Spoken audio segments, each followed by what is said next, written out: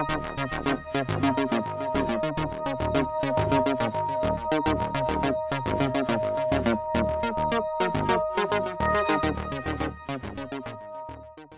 Vidzemes reģiona ilgtermiņa attīstības scenārijiem stāsta Vidzemes augstskolas pasniedzējs un politikas zinātņu doktors Visvalds Valtenbergs. Jūs varētu pāris vārdos pastāstīt, kas vispār ir Vidzemes ilgtermiņa attīstības scenāriji?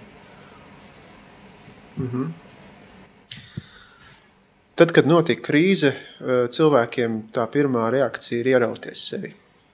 Un tad, kad cilvēks ieraujās sevi, viņš ne tikai tur pārstāv domāt par kaut kādu attīstību, viņam vairāk rūp, vai viņš varēs kredītus samaksāt, vai viņš varēs bērnus izskolot.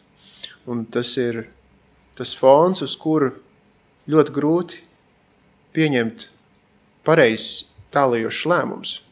Jo, ja galva ir pilna ar tām lietām, tad tālāk plānot diezgan grūti.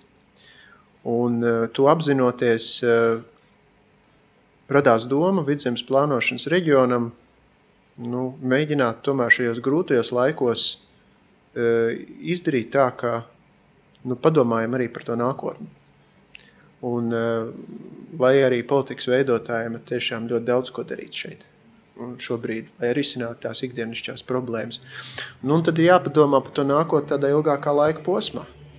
20 gadus priekš, ne tikai 5 gadus priekš vai 7 gadus priekš, bet ilgākā laika posmā 20 gadus priekš.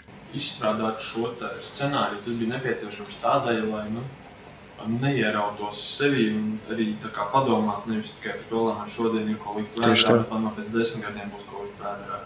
Tieši tā, jo ja tas kuģis ir, lielu kuģi ir grūti apturēt, lielu kuģi arī grūti iedarbināt. Un, ja mēs paskatāmies uz Latviju, protams, tas ir aktuāli. Šobrīd tiek izstrādāta Latvijas nacionālās attīstības plāns, bet patiesībā arī reģioniem, kurās problēmas ir pavisam citas nekā Rīgā, bieži vien daudz smagāks. Arī reģioniem ir vajadzīgs savs attīstības plāns un kurs, un arī reģions pēc savas būtības tāds pats kuģis vien ir. Un ja kuģim nav skaidrs, kur viņš grib peldēt, tad viņu pavilks lielais kuģis. Viņu pavilks Rīga, viņi pavilks Eiropas Savienība, bet ja arī reģionam vai pašvaldībai nebūs kursa vai vīzija, tad viņš vilksies līdz visur.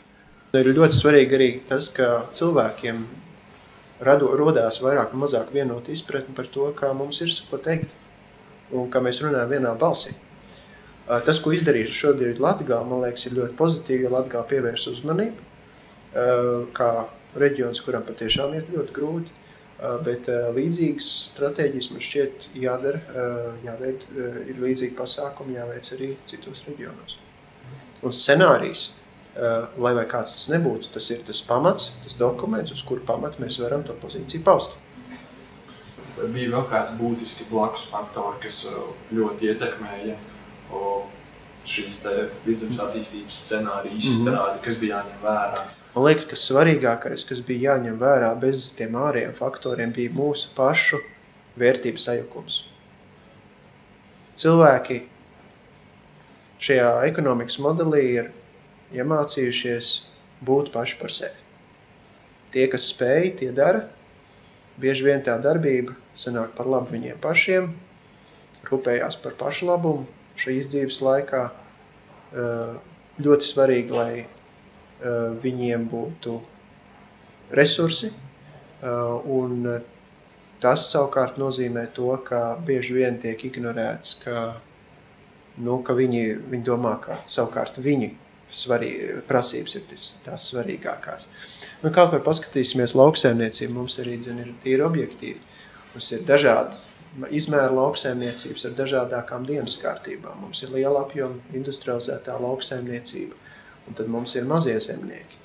Šīs grupas nav nemaz tik vienotas. Un paskatīsimies lauku iedzīvotājus un pilsētu iedzīvotājus. Arī nevisai vienoti. Paskatīsimies kaut vai bieži vien mums pat ir tādi varianti sastopam Vidzemē, kur blakus divās mājās dzīvo ģimenes ar pilnīgi atšķirīgām dzīves izredzēm. Viena ģimene regulāri dodās ārzem ceļojumos, otra ģimene knapi, ko var iztikt. Šī ekonomiskās atšķirības apziņas attīstības līmeņos, atšķirības dzīves izredzēs ir lielas, un tās ir lielas ne tikai Vidzemē, bet arī pārējā Latvijā. Mums šobrīd ir lielākais viens no lielākajiem ienākumu nevienlīdzības līmeņiem Eiropā, gan starp iedzīvotājiem, gan arī starp Rīgu un pārējo Latviju. Vārdu sakot, mums bieži vien izrādījušās situācijas Latvijā, kad uz reālām problēmām norāda kaut kāda ārēja eksperti. Un viņi norāda pareizi. Tā problēma ir tāda, ka mēs to paši nevēlamies saskatīt, un pašiem nav iespēja atrisināt šīs problēmas. Mums vienmēr ir vajadzīgs, lai kāds no ārpuses kaut ko atrisina. Tā problēma ir tāda, ka mums bieži vien pašiem ir neskaidrs, ko tad mēs gribam atrisināt. Un tas ir lielā mērā arī saistīts ar šo milzīgo atšķirību, kas ir izveidojusies, un tās ir atšķirības vērtībās īstenībā. Šī vērtības sistēma varbūt nevar pārmantoties no vecākiem, vecvecākiem, jo ja jaunieši arī varbūt nevēlās vai neredz, kā viņi var uzņemties iniciatīvu par to, lai viņi dzīvot labāk, viņi līdzcilvēki dzīvot labāk, varbūt šī vērtības sistēma pārmantojās. Jā. Es domāju, ka tas ir ļoti izdevīgi tā teikt, ka viņi pārmantojās. Es domāju, ka viņi reāli arī pārmantojās, jo bērni skatās uz to, kādi ir vecāki. Par to nav šaubu. Bet tas, ko es saku, tādos gadījumos ir tā.